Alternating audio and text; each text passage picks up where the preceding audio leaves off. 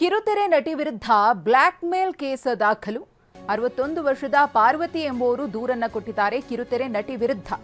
ಕಾರಣ ಆಕೆ black mail ಮಾಡಿದ್ದಾಳೆ ಅಂತ.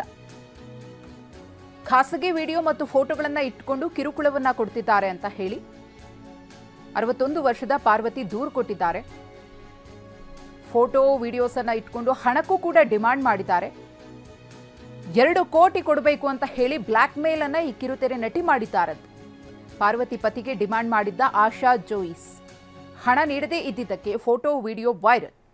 ಖಾಸಗಿ ವಿಡಿಯೋ ವಾಯ್ಸ್ ರೆಕಾರ್ಡ್ ಅನ್ನ ಕದ್ದಿರುವಂತಹ ಆಶಾ ಖಾಸಗಿ ಫೋಟೋಗಳನ್ನ ನಟಿ ಕದ್ದಿದ್ದಾರೆ ಅಂತ ಹೇಳಿ ದೂರಿನಲ್ಲಿ ಆರೋಪಿಸಲಾಗಿದೆ. ಎಫ್ಐಆರ್ ಪ್ರತಿಯನ್ನ ಕೂಡ ಗಮನಿಸ್ತಾ ಇದ್ದೀರಿ. ಪಾರ್ವತಿಗೆ ಪರಿಚಯವಿರುವ ವ್ಯಕ್ತಿಗಳಿಗೆ ಈಗಾಗಲೇ ಫೋಟೋ ವಿಡಿಯೋಸ್ ವಾಯ್ಸ್ ಏನಿತ್ತು ಅದೆಲ್ಲವನ್ನ ಕೂಡ ಕಳಿಸಿದ್ದಾಳಂತೆ.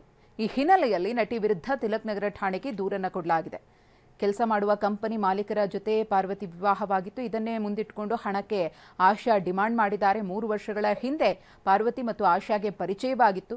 ತಾನು ಶೃಂಗೇರಿ ಮಠದ ಜೋಯಿಸ್ ಕುಟುಂಬದವಳು ಅಂತ ಹೇಳಿ ಪರಿಚಯ ಮಾಡಿಕೊಂಡಿದ್ಲು. ಸೀರಿಯಲ್ ನಟಿ ಅಂತ ಹೇಳಿ ಪರಿಚಯವಾಗಿದ್ಲು. ಕನ್ನಡದ ಧಾರಾವಾಹಿಗಳಲ್ಲಿ ಪೋಷಕ ಪಾತ್ರದಲ್ಲೂ ಕೂಡ ಈಕೆ ಕಾಣಿಸ್ಕೊಂಡಿದ್ದಾಳೆ.